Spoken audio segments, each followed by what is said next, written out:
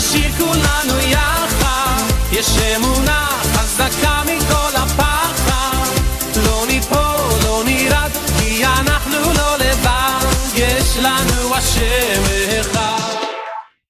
Abordar el tema, morará Dios con los hombres en la tierra. Morará Dios con los hombres en la tierra. Esta pregunta se la hizo Salomón en este pasaje. ¿Es posible que more Dios entre los seres humanos? Una pregunta que se hace, ¿no? ¿Cómo es posible si el Eterno ni siquiera podía habitar en templos hechos de manos humanas? El templo que hizo Salomón era para ese objetivo.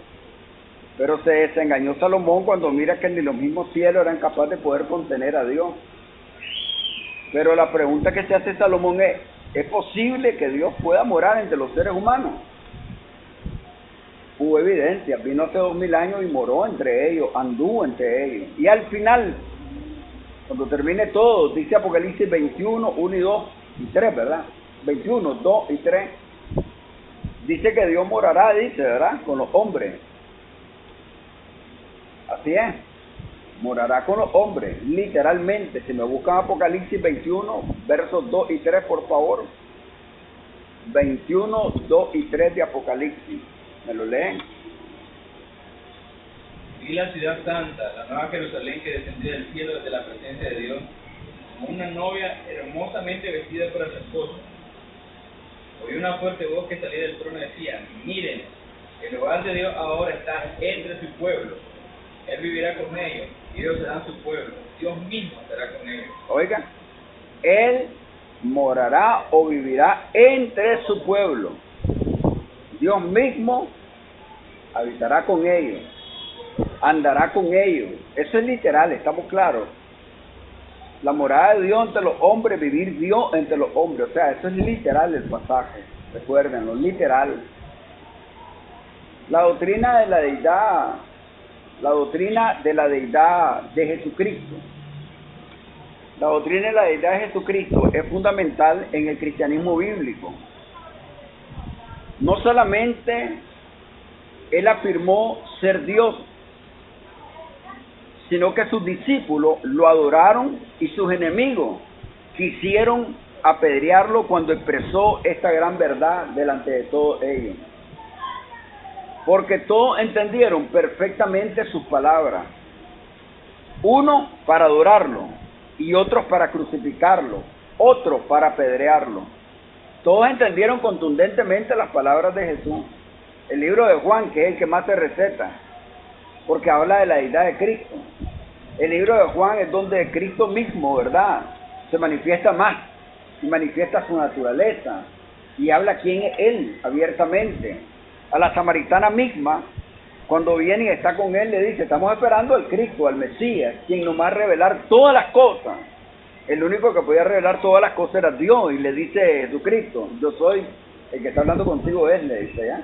Entonces, en el libro de Juan vemos nosotros a Jesucristo hablando claramente y manifestándose claramente como Dios y haciendo uso de atributos que pertenecen a Dios, hablando de una forma como el Hijo a quien quiere dar vida, así como el Padre que quiere dar vida. Así como el Padre tiene vida en sí mismo, también ha dado al Hijo tener vida en sí mismo. El Padre y yo uno somos. Cuando ustedes escuchan esas expresiones de Jesucristo, sus enemigos como sus seguidores estuvieron claritos de lo que oyeron. Los seguidores lo adoraron. Sus enemigos intentaron apedrearlo. Sus enemigos fueron los que llevaron a Cristo a la cruz, a la crucifixión, y levantaron a las turbas para matarlo. Los cristianos somos los que reconocemos a la Biblia como palabra de Dios, los que nos lleva a reconocer y creer todo lo que la palabra del Señor dice respecto a quién es Jesucristo. Solo los adventistas no saben quién es Jesucristo, los testigos no saben quién es Jesucristo. Y los apostólicos, aunque creen en la unicidad de Dios, todavía siguen enredados, ¿verdad? Porque ellos votan lo que es la manifestación como Padre y como Hijo, y se quedan con solo Jesús.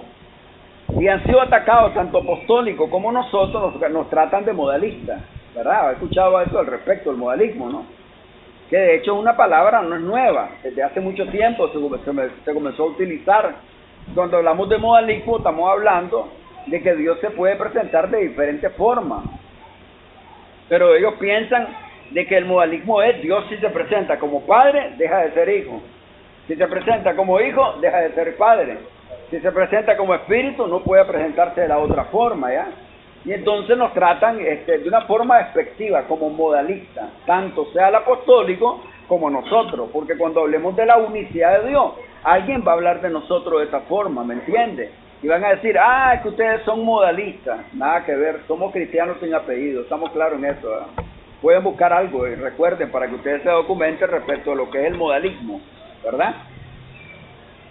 Muchos han sido los ataques de Satanás. Muchos han sido los ataques que Satanás está realizando por medio de sus agentes para destruir esta gran verdad bíblica. Pero no hemos de extrañarnos, porque Él es el padre de mentira y ha mentido desde el principio.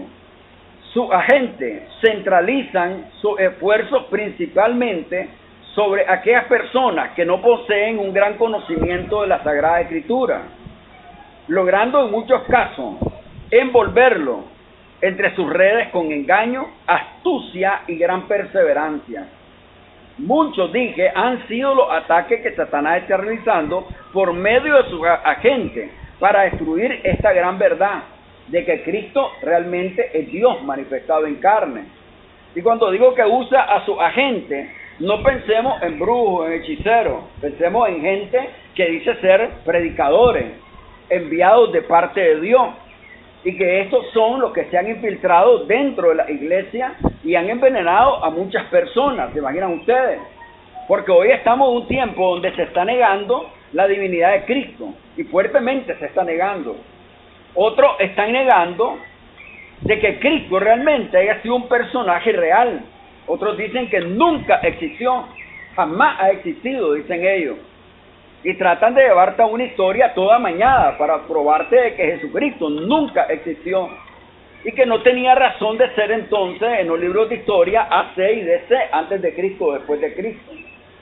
Hay otro que mejor le llaman antes de la era común o después de la era común, porque también niegan que Cristo haya existido. Y se viene realmente levantando un montón de gente dentro del mundo secular, pagano, como también dentro del mundo evangélico. Hay un montón que están negando la divinidad de Cristo. Aceptan que Jesucristo es el Dios o el hombre más grande de todos los tiempos. Aceptan que Jesucristo fue adoptado por Dios, cuando esta doctrina no es bíblica. Aceptan que Jesucristo es Dios, pero con D pequeña. Y hay tantas cosas que ustedes van a ver hoy en las redes. Pero si nosotros estamos bien cimentados en la palabra de Dios, no nos van a mover fácilmente de nuestra forma de pensar. Puede ser que algunos de ustedes sean capaces de hacer apología con cualquiera que se levante contra todo argumento, ¿verdad?, que esté en contra de la sana doctrina. Todo argumento que esté en contra de la sana doctrina lo podemos atacar, lo podemos nosotros hacer apología con quien sea. Puede ser que otros de ustedes no tengan la capacidad de hacer apología, pero lo importante es que tengan la doctrina bien establecida y que no los muevan de su forma de pensar. ¿Estamos claros? Porque hay muchos que vienen enredándolo. Y hay muchos, dentro de estos muchos agentes, estamos hablando de personas que son de renombre, que de repente ustedes van a ver que pueden tener un cambio radical, que han creído en la deidad de Cristo y que de repente comiencen a creer diferente. Y que tal vez no lo digan abiertamente, pero lo van a venir haciendo con cautela, hasta escaparse totalmente. Porque hay muchos que también están creyendo que muchas profecías ya fracasaron. Y si alguna profecía fracasaron, entonces la deidad de Cristo a lo mejor no puede ser cierto, dicen algunos. Y Satanás le está moviendo el piso a un montón de gente. Y hoy más que nunca es cuando más nosotros tenemos que estar bien apegados a la Escritura y estar rumiando la doctrina continuamente. ¿Estamos claros? Es importante hacerlo. Por ejemplo, sus métodos de Satanás siempre han sido los mismos. Si una de sus futuras víctimas no posee dominio de la Biblia, simplemente arremeten a fondo, sosteniendo sin ningún escrúpulo que el Señor no es Dios. Para ello, usan con mucho descaro palabras del griego, idioma que desconocen, y comienzan a enredarlo con su doctrina diabólica, pero sin poder jamás mostrar un solo versículo de la Biblia que diga que el Señor Jesucristo no es Dios. Imagínense, si ustedes, por ejemplo, viven traveseando bastante las redes y ustedes buscan textos donde se habla contundentemente de la deidad de Cristo, Colosenses, que dicen, Él habita corporalmente la plenitud de la deidad, así es. En otro texto viene, como Filipenses, que habla, por ejemplo, que hay que sentir que hubo un Cristo Jesús, que siendo en forma de Dios no escatimó el ser igual a Él, siendo en forma de siervo. Y hay algunos que te agarran esos textos, Mano Lester, y te hacen una maraña terrible. Y aparentemente son, supuestamente, hacen exégesis, son intérpretes de la Escritura, te citan algunos textos que ellos utilizan para trabajar el texto, donde te prueban que ese pasaje no está hablando de la deidad de Cristo en ningún momento, ¿ya? Y que Cristo no es igual a Dios, y te hacen uso del texto griego. ¿Se imaginan ustedes? Para personas que no conocen el griego, realmente lo enredarían o los dejarían confundidos, porque cuando se usa griego, la gente lo primero que queda es confundido. ¿Será o no será? ¿Será cierto o será mentira? Y como no todo mundo puede entrar al griego, o no todo mundo tiene dominio del griego, no todo mundo sabe manejar un diccionario, ¿se imaginan ustedes? La gente se queda confundida, ya no haya ni qué creer. Y lamentablemente, de todo este tipo de predicadores es que tenemos en las redes sociales. Es por eso que nosotros siempre decimos, estamos abiertos a réplica. Si usted cree demostrar lo contrario, vámonos, llámenos, búsquenos, estamos a la orden. Y no traten de hacer ustedes un debate solito, porque hay algunos, ¿verdad?, que dicen, bueno, voy a hacer una réplica porque miré la prédica de fulano, y comienzan a sacar, ¿verdad?, el video ahí o pedazos de video, y comienzan ellos a estar peleando solitos, ¿me entienden? Haciendo un monólogo, ¿verdad? Lo importante es que citen a la persona, ¿verdad?, para que se haga el debate cara a cara o por los medios que hoy podemos utilizar. Estamos abiertos, recuerden, siempre lo decimos.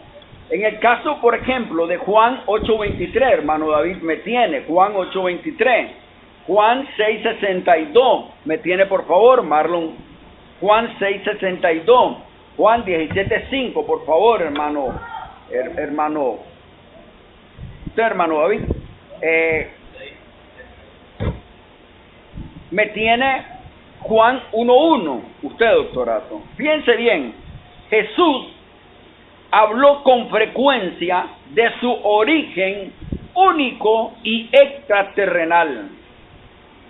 Jesucristo habló con frecuencia de su origen único y extraterrenal, de haber preexistido en el cielo antes de venir al mundo. Los judíos hostiles, a estos judíos enemigos, Él les dijo, por ejemplo, en Juan 8:23, ¿me lo lee? Jesús les dijo, ustedes son de aquí abajo, pero yo soy de arriba. Ustedes son de este mundo, pero yo no soy de este mundo. Está claro. Imagínense que ahí Cristo es contundente. O sea, si la gente capta bien este pasaje, Jesucristo está hablando de su preexistencia. Y está hablando de que Él no pertenece a este mundo. A los que son ufólogos, ustedes saben, los que creen en los ovnis, esos documentales, agarran pasajes como estos para probar que Jesucristo era extraterrestre y que vino aquí a la tierra. Pero ustedes saben, tergiversando toda la situación, ¿no? La realidad es que Cristo, de hecho, no pertenecía a este mundo. Su reino no era de este mundo. Él lo dijo claramente a todos de sus enemigos. Y cuando Cristo dice estas palabras, Él es contundente. Y cuando les dice Él, vosotros sois de abajo, yo soy de arriba. Así es, ¿verdad?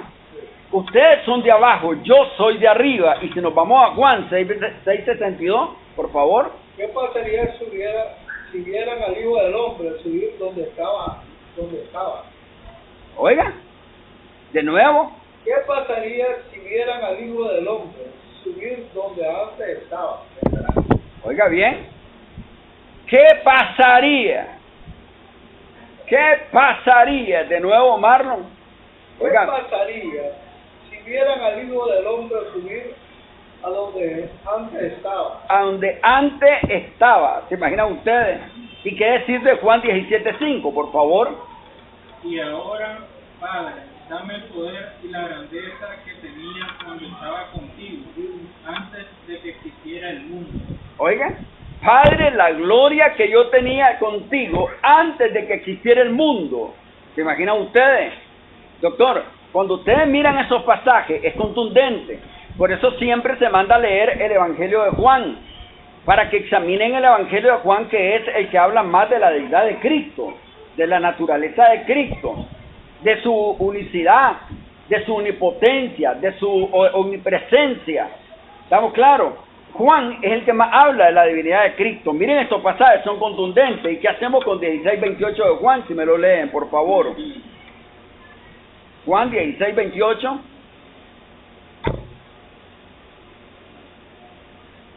Vamos a ver, que lo tenga. Salí de la presencia del Padre para venir a este mundo, y ahora dejo el mundo para volver al Padre. ¿Cómo entendemos ese pasaje? Imagínense. Y bien, que yo quiero que quede claro en esto. Nosotros en ningún momento negamos que Jesucristo es Dios. Más bien defendemos todo eso. Y lo que dijimos el martes, Jesucristo es Dios manifestado en carne. Anduvo Dios entre los hombres. ¿Estamos claros? Así es. Anduvo Dios entre los hombres. Dios vino, se solidarizó con los hombres, haciéndose uno con nosotros. Habitó, anduvo, haciendo bienes a los hombres. Lo llevaron a la muerte. Resucitó y demostró tener poder sobre la vida. Resucitó y se cumplieron las palabras de él que dijo: pongo mi vida y vuelvo a tomarla nuevamente. Y miramos que es contundente el pasaje. Entonces, en el caso de Juan, cuando ustedes leen Juan 1:1, por favor. En el principio la palabra ya existía, la palabra estaba con Dios y la palabra era Dios. Si ustedes hacen un trabajo exegético de este pasaje, muchachos, trabajen este pasaje, no sé, tal vez me quieren traer un devocional ustedes en base a este pasaje. Yo quiero que ustedes lo hagan, por favor. Háganlo sin miedo. Un devocional puede dilatar 5, 10 minutos, 15 minutos, 20 minutos. Yo no sé el tiempo que ustedes puedan ocupar. Trabajen ese texto. Y miren lo que dice el texto, ¿no? Es contundente. En el principio era el verbo era con Dios y el verbo era Dios. Oiga bien, cuando nosotros vemos todos estos pasajes y vemos a Juan diciendo que Jesucristo era Dios. Jesucristo era Dios manifestado en carne, dice Pablo. Cuando Juan dice en su carta y el mismo Pedro, nosotros no les contamos fábulas, sino que nosotros lo vimos, lo oímos, lo palpamos, lo que vieron nuestros ojos, lo que oyeron nuestros oídos, lo que palparon nuestras manos. ¿Se imaginan ustedes? Ellos anduvieron con Dios manifestado en carne, lo palparon, lo tocaron, se codearon con él, doctor, ¿se puede imaginar? Decía Pablo en Timoteo 3:16, era lo que miraba Pablo el gran misterio. Exactamente. Dios manifestado en carne. Dios manifestado en carne, exactamente. Entonces, imagínense, Jesús asumió las prerrogativas de la deidad. Por ejemplo, Jesús afirmó tener control sobre los destinos eternos de las personas. También asumió el derecho de perdonar los pecados. Por ejemplo, miren Marcos 2, 5 al 11, por favor, rapidito. Marcos 2, 5 al 11.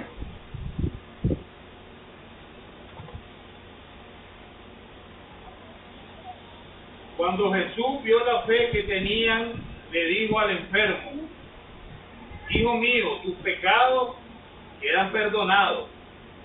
Unos maestros de la ley que estaban ahí sentados pensaron: ¿cómo se atreve a hablar así? Sus palabras son una ofensa contra Dios. Solo Dios puede perdonar pecados. Una pausa, no me pierda el pasaje. Escuche bien, cuando el Señor le dice: tus pecados te son perdonados, los maestros de la ley que están ahí están meditando interiormente. Ellos están meditando, no están hablando en voz alta, no están murmurando, es mentalmente. Imagínense. Y cuando Él viene y dice esta palabra y ellos están meditando esto, ahora escuche lo que les dice Jesús, siga. Pero Jesús enseguida se dio cuenta de lo que estaban pensando y les preguntó: ¿por qué piensan ustedes así? ¿Qué es más fácil decirle al paralítico, tus pecados quedan perdonados, o decirle, levántate, toma tu camilla y anda? Pues voy a demostrarles que el Hijo del Hombre tiene autoridad en la tierra para perdonar pecados. Entonces le dijo al paralítico: a ti te digo, levántate, toma tu camilla y vete a tu casa. Oiga bien, o sea que les demuestra, les voy a demostrar que yo tengo autoridad para perdonar pecados. Solo Dios tenía autoridad para perdonar pecados. Pero ¿qué más, Lester? Imagínense, no los deja impactados. ¿Cómo se dio cuenta que estaban cavilando su corazón, que estaban meditando? Eso ha sido un impacto. Pero ni eso los impactó, ¿se imaginan ustedes? Ni eso los impactó. No podían decir que era un espíritu de adivinación en ningún momento, ¿se imaginan ustedes? ¿Ya? Era Dios conociendo, y no solo viene y les demuestra que tiene poder para perdonar pecados, sino que les muestra que Él es omnisciente, todo lo sabe, todo está desnudo ante Él. No es, pastor, como cuando con la prostituta y comenzó a exhibir él todos los pecados de ellos, exactamente. Ajá, doctor. Conocía todos los detalles que estaban pensando, pero todas esas señales que él venía haciendo eran señales que nadie nunca había hecho en un pasado, y entonces de ahí no puede atribuirle, que miramos que a otras personas han hecho eso mismo, vos estás adivinando. Así es, así es. Era una prerrogativa de él. Solo Dios. Es más, la misma gente daba testimonio, nunca hombre se ha levantado. Jamás nadie había hecho esto, exactamente, solo Él nada más. Es por esa causa que antes no se permitió que se levantaran, hermano Lester, pero ni siquiera falsos profetas que hicieran grandes prodigios y señales, para que cuando Él llegara no hubiera confusión alguna y pudieran identificarlo. Hoy es todo lo contrario, Él ya vino, Él presentó las credenciales, ¿está claro? Pero hoy viene, la gente le crea cualquier maroma que los hombres hacen, y andan detrás señales y prodigios y milagros, cuando no deberían de creerla, ¿estamos claros? Entonces, fíjense que Cristo, la descripción favorita del Señor, por ejemplo, era el Hijo del Hombre. Este era un título mesiánico que aparece allá en Daniel. Y cuando él decía, yo, el Hijo del Hombre, dígame. ¿Ah? Sí, pero también en Daniel 7, ¿verdad? Allá cuando se da de repente aquel paréntesis, cuando está hablando de la bestia y todo, desde el 13 y 14, un anciano de día y un hijo de hombre. Imagínense. Y hermano, cuando ustedes miran estos títulos que Cristo se da, ¿no? Hermano, Dios estaba caminando en medio de los hombres. Cuando Salomón dice, es posible que Dios pueda habitar en la tierra con los hombres. Sí, era posible. Y ese ha sido el plan de Dios desde el principio, no era el plan de Dios. No bajaba todas las tardes a platicar con la pareja. ¿Y cuál era el plan de Dios al hacer a todas estas criaturas? Vivir y morar con ellas, ¿estamos claros? Platicar de tú a tú con sus criaturas, ¿ya? Imagínense, ese era el plan desde el principio, nunca ha cambiado, ¿estamos claros? Y eso es lo que va a pasar al final de todo este plan de redención. Entonces, miren cuando Cristo viene y este título que él utiliza, ahí en Mateo 8:20, Marcos 2:28, Lucas 6:22, Juan 9:35 al 37. Aunque el título parece enfatizar su humanidad, también habla de su deidad. El uso del término por parte de Jesús se deriva de Daniel 7, 13 y 14, donde el Hijo del Hombre aparece de igual a igual con Dios Padre, el anciano de día. ¿Se imaginan ustedes? Hermano, nadie puede ver a Dios y queda vivo. Nadie podía tener un encuentro con Dios y no caer postrado. ¿Se imaginan ustedes? Daniel cayó postrado, pasó enfermo por mucho tiempo, donde tuvo el encuentro con el personaje en el capítulo 10. Isaías quedó impactado. ¡Ay de mí! Hombre inmundo, ha visto a Dios, y caían postrados. Pero cuando ustedes miran este anciano de día y de repente aquel Hijo de Hombre llega hasta el trono, está con él de tú a tú, en igualdad con el que está en el trono. ¿Se imaginan ustedes? Entonces Dios sí moró entre los hombres, anduvo entre los hombres, vivió entre su pueblo, llegó temporalmente, estuvo 33 años y medio en la tierra, 33 años y medio viviendo entre su pueblo. No lo lograron reconocer, ¿estamos claros? Jesús afirmó ser el Hijo de Dios. Por naturaleza, dijo, todas las cosas me fueron entregadas por mi Padre, y nadie conoce al Hijo sino el Padre. Ni al Padre conoce a alguno sino el Hijo, y aquel a quien el Hijo quiera revelarlo. Luego dice en Juan 5, 25, 26, de cierto os digo, viene la hora, y ahora es, cuando los muertos oirán la voz del Hijo de Dios, y los que la oyeren vivirán. Porque como el Padre tiene vida en sí mismo, así también ha dado al Hijo el tener vida en sí mismo. Imagínense que todas estas palabras eran atrevidas, si ustedes quieren. Para cualquier ser humano haber dicho estas palabras, eso habría sido un atrevimiento. Era digno de muerte inmediatamente. Y por eso los judíos, cuando escuchaban a Cristo hacer uso de todas estas expresiones, ellos creían que realmente era digno de muerte. ¿Se imaginan ustedes? Miren por favor Juan 19:7. ¿Me lo leen? Juan 19:7. Las autoridades judías le contestaron, nosotros tenemos una ley, y según nuestra ley debe morir porque se ha hecho pasar por hijo de Dios. ¿Entendieron o no entendieron sus enemigos? Doctor, o sea, sus enemigos lo entendieron. ¿Por qué no lo pueden entender los testigos, los adventistas? ¿Por qué no lo pueden entender muchas personas? Simple y sencillamente es porque esto no se puede entender, hermano, con la mente racional, si no es dado de Dios, estamos claros. Porque hay personas que siguen creyendo que la Biblia es un libro cualquiera y que el papel aguanta lo que le ponen. ¿Se imaginan? Pero Cristo es contundente, sus enemigos lo entendieron. Y miren por favor, búsquenme, hermano Lester, Éxodo 27, y búsquenme Juan 8:24, por favor, hermano David. 8:24 me tiene. Vamos a ver Éxodo, hermano Lester. No hagas mal uso del nombre del Señor tu Dios. El Señor no te dejará sin castigo si usas mal su nombre. Oiga bien lo que dice el texto, ¿verdad? De nuevo, hermano Lester, Éxodo. No hagas mal uso del nombre del Señor tu Dios. El Señor no te dejará sin castigo si usas mal su nombre. ¿Está claro? El nombre de Dios es sagrado. Nadie puede hacer mal uso del nombre de Dios. Y mucho menos decir que es Dios. ¿Se imaginan ustedes? Léame el texto. Por eso les dije que si no creen en mí ni en quien yo soy, morirán sin que Dios le haya perdonado sus pecados. ¿Cómo dice en ese texto? Por eso les dije que morirán en sus pecados, porque si no creen que yo soy, morirán en sus pecados. Si ustedes no creen, otra versión, que yo soy el que soy, ustedes saben lo que está diciendo Jesucristo.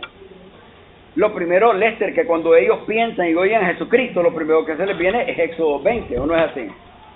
Tomar el nombre de Dios en vano, hacer mal uso del nombre de Dios. O sea, ellos lo primero, ellos conocen la ley de memoria. Tanto que estuvieron, por lo menos cuando iban a encarcelar a Jesús, los que iban ganando diligencia religiosa, no, Sí, correcto. Cuando le preguntas, ¿tú tienes que buscar? Yo soy. Hubo un impacto y la gente se cayó a tierra. Cayó a tierra. ¿Qué ha sido el efecto de qué le estaba diciendo? A ver si no creyera. Ni aún así despertaron, doctorato. Mire cómo dice esta versión. Léalo. Por eso les dije que si no creen en mí ni en quien soy yo, morirán sin que Dios le haya perdonado sus pecados. ¿Está claro? Hermano, si no creen en mí, en el caso de esas personas, doctor, estaban en un problema grave, David. ¿Por qué? Porque era Dios manifestado en carne que les estaba predicando en ese momento. Lo tenían de tú a tú. Las señales fueron contundentes. Le estaba hablando Dios manifestado en carne. Y si ellos no creían que Él era el yo soy el que soy, iban a estar en graves problemas. Sus pecados nunca iban a ser perdonados. Es por eso que les digo que en el caso de Romanos 10, 8 al 10, que se ha ocupado como un texto evangelístico. No es un texto evangelístico. Cuando dice, cerca de tu boca está la palabra. Así es. Porque si confesares con tu boca, creyeres con tu corazón que Jesús es el Señor, seré salvo. Por la boca se confiesa, con el corazón se cree para justicia. ¿Quién va a poder confesar, hablando de un judío, qué judío puede confesar que Jesucristo era el yo soy del Antiguo Testamento? O que Jesucristo era Dios manifestado en carne. Ese texto es para judíos exactamente, ¿estamos claros? Y ninguno de ellos iba a poder confesar eso nunca. El texto es contundente, a diferencia de quienes hoy niegan la deidad de Jesús. Los judíos sabían exactamente lo que él afirmaba. Como lo deja claro el intento que hicieron ellos en Juan 8, me lo buscan, 58-59, me lo leen. Juan 8. Jesús contestó, les digo la verdad, aún antes de que Abraham naciera, yo soy. En ese momento tomaron piedras para arrojárselas, pero Jesús desapareció de la vista de ellos y salió del templo. Imagínense, hermano, cuando él dice increíblemente estas palabras, ¿cuál es la reacción de su enemigo? Apedrearlo. ¿Por qué lo querían apedrear? Simple y sencillamente porque se estaba haciendo uno con Dios. Él nunca dijo mentira, era Dios manifestado en carne. Dios anduvo con ellos. Imagínense, en Juan 3:19, Jesús le dijo a sus discípulos que cuando pasara lo que él predijo, ellos creerían en que él era Jehová o el Dios del Antiguo Testamento. Aún sus enemigos, al momento de arrestarlo, lo que decía el hermano Lester, 18:5 al 8, ¿lo leen por favor? Juan 18:5 al 8.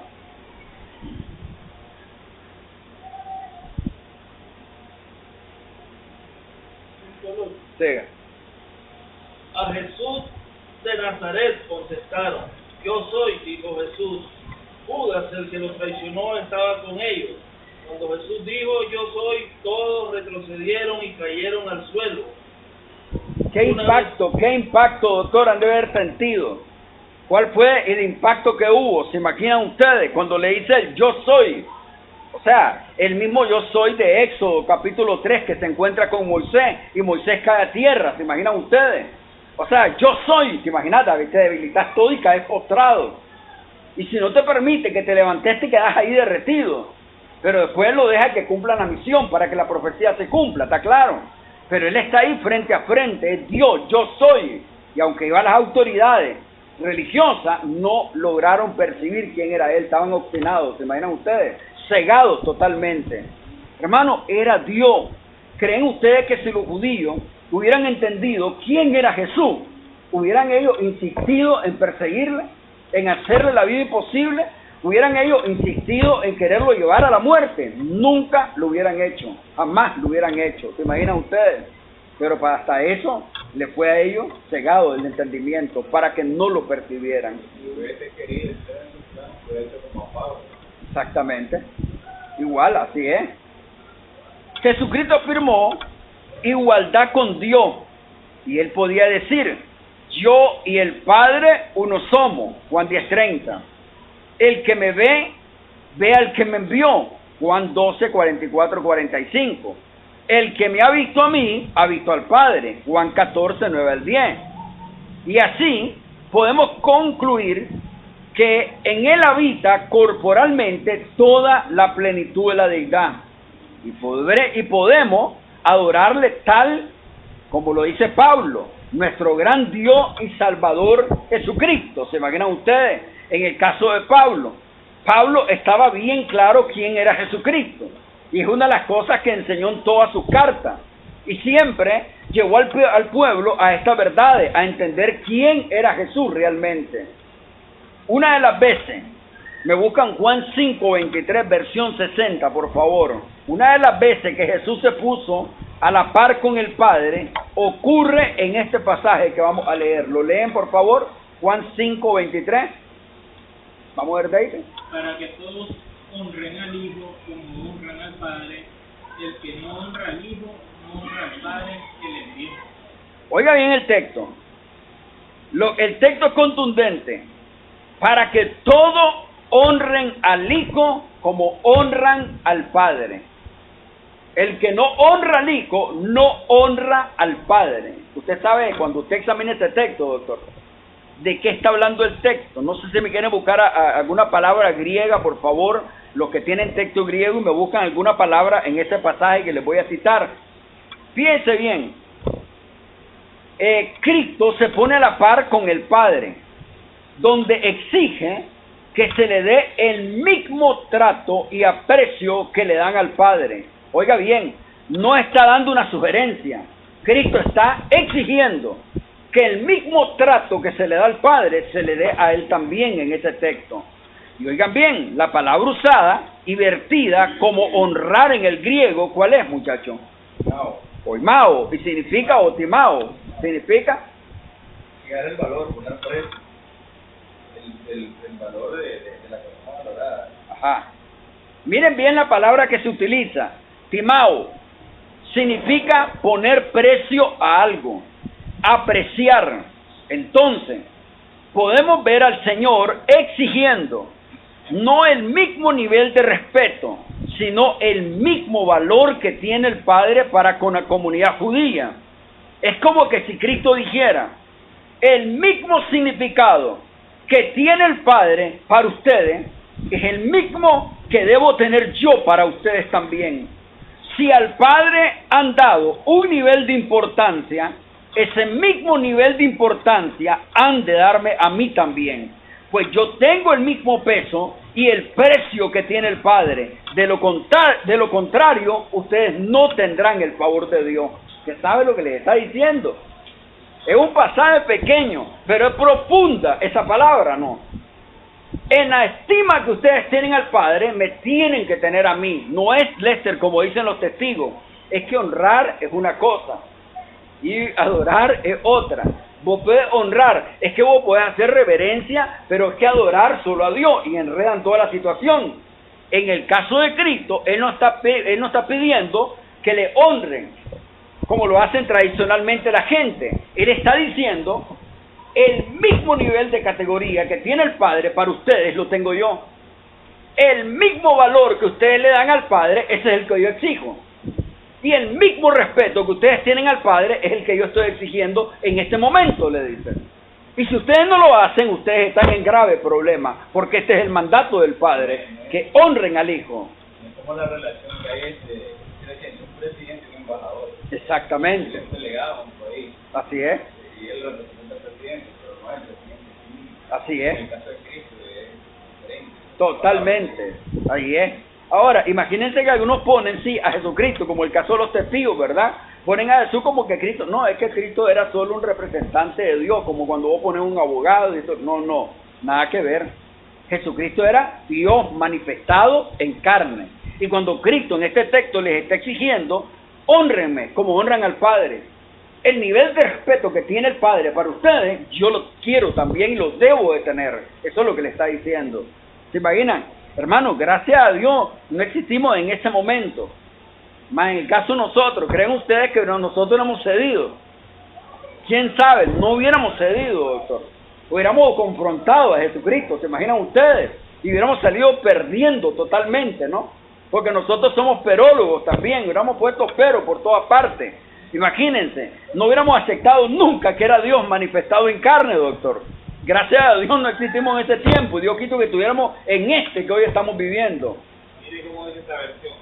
Para que todos me honren como lo honran a Él. Cuando alguien no me honra, tampoco honra a mi Padre que me envió. ¿Está claro el texto? Qué fácil es leer de Dios, ¿verdad? Y tomarle más sabor a estos pasajes. Es profundo el texto.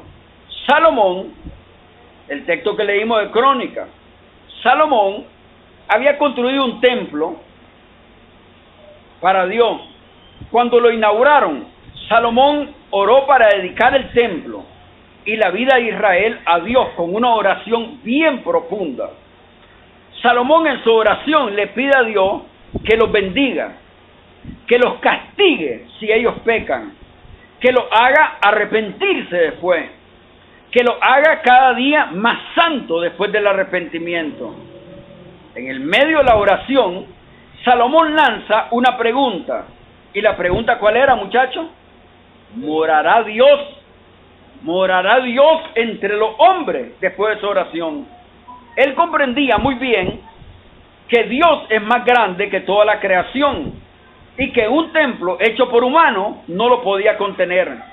Él sabía muy bien que la gloria del templo no le hacía justicia a la gloria de Dios, estamos claros, ni que usted lo hiciera con los mejores materiales del mundo. Eso nunca le hace justicia a la gloria de Dios, estamos claros. Salomón entonces, miren la oración que hace y la pregunta, ¿morará Dios entre los hombres? Dios había prometido que viviría en medio de su pueblo y no hubo forma más literal en la que esto se cumplió que en la encarnación del Hijo de Dios, Juan 1:14. Ya ustedes lo conocen el texto. ¿Cómo dice el texto? Recítenmelo.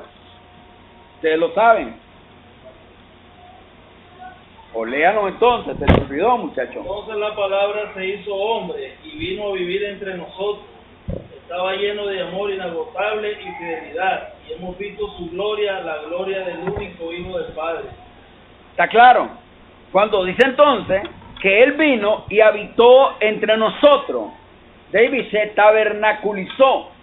Realmente Dios vino y vino a su pueblo, vino en persona. ¿Y saben qué? ¿Cuál es el plan de Él? Venir y morar con los hombres verdaderamente. Y en esa condición de cuerpo glorificado va a vivir con ellos eternamente y para siempre. Nunca jamás va a dejar de existir, ¿estamos claros?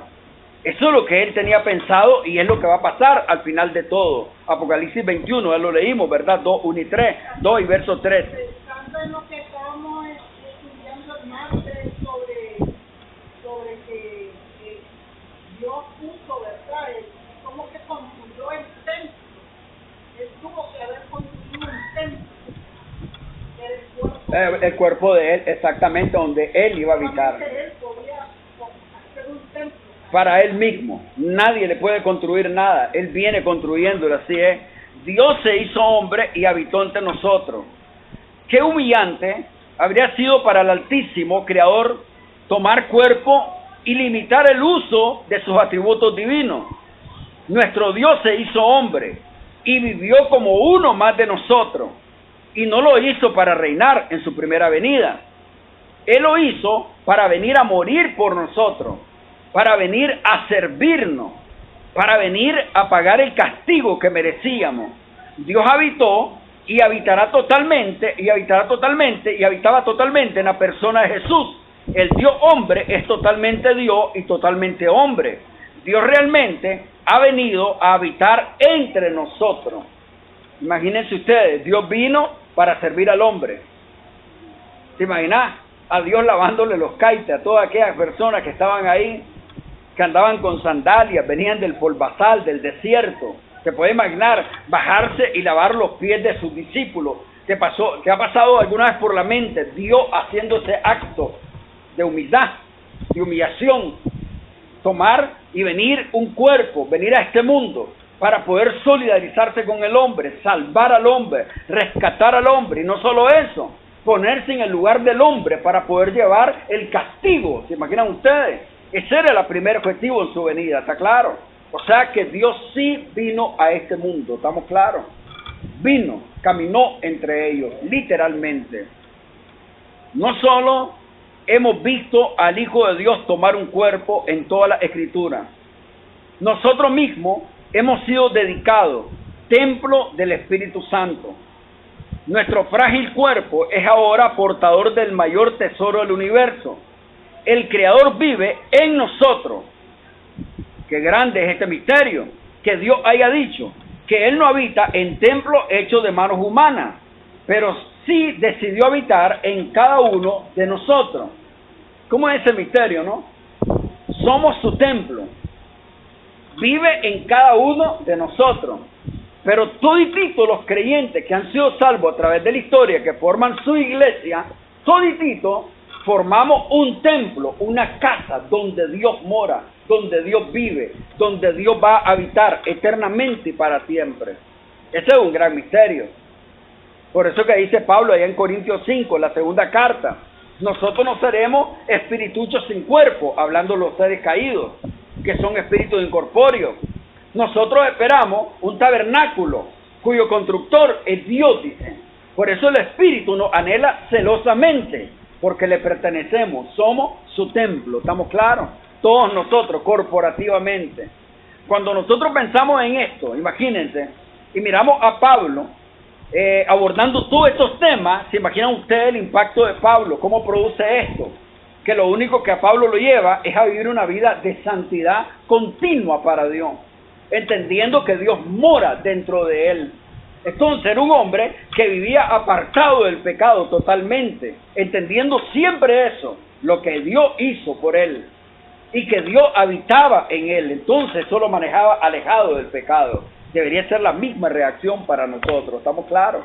Dios habita en nosotros, somos su templo, amén.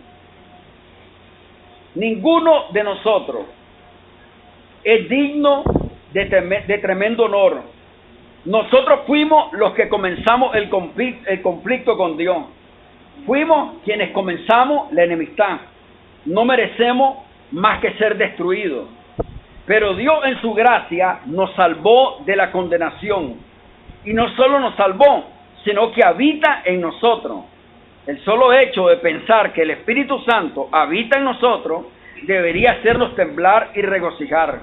Debería llevarnos a la reflexión y pensar cómo santificarnos cada día. Hermano, Dios vive en nosotros. Es real esto. Él no vino de pasadita, sino que vino a ser residencia permanente. Vino a morar dentro de nosotros, eternamente y para siempre. No es que va a morar en un futuro, vive ya en nosotros. Ese es el gran misterio.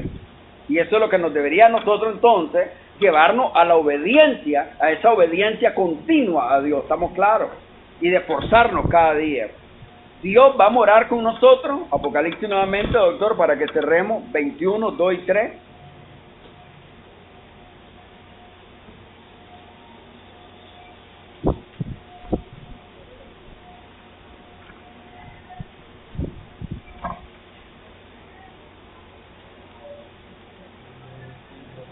Vi también que la ciudad santa, la nueva Jerusalén, bajaba del cielo donde vive Dios.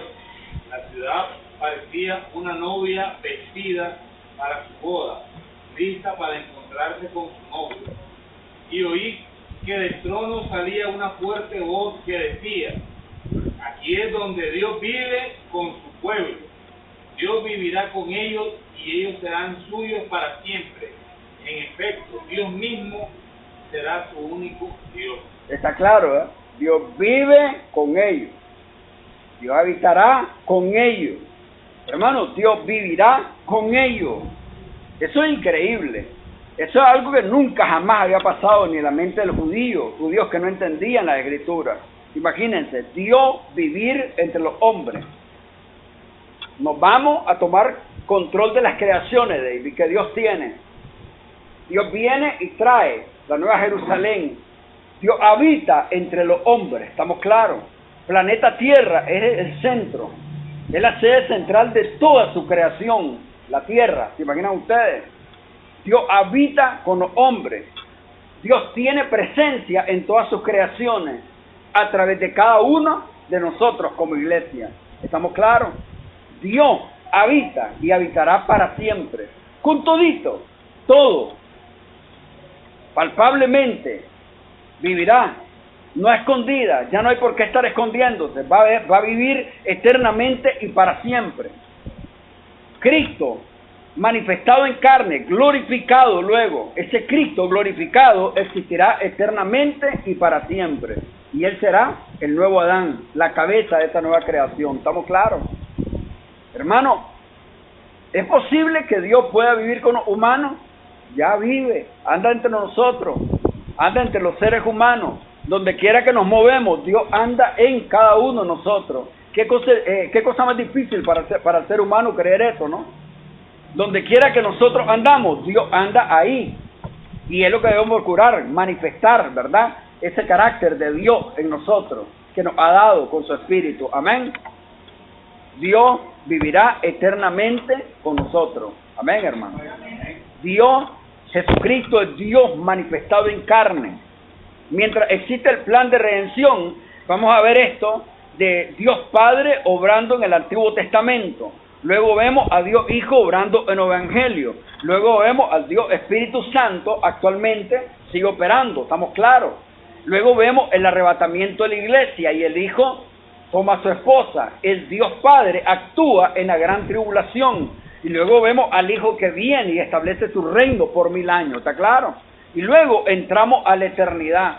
Mientras existe el plan de redención, miraremos siempre ese gran misterio, la manifestación de Dios como Dios Padre, Dios Hijo, Dios Espíritu. ¿Estamos claros en eso? Hermano, Dios es uno, pero en este único Dios hay una pluralidad de manifestaciones. ¿Estamos claros en eso? Pero no son 3, ni 4, ni 5, es un solo Dios verdadero. ¿Estamos claros? Amén. Oramos. Padre, te damos gracias en el nombre de Cristo. Padre bueno, te damos gracias por permitirnos una vez más de estar acá reunidos.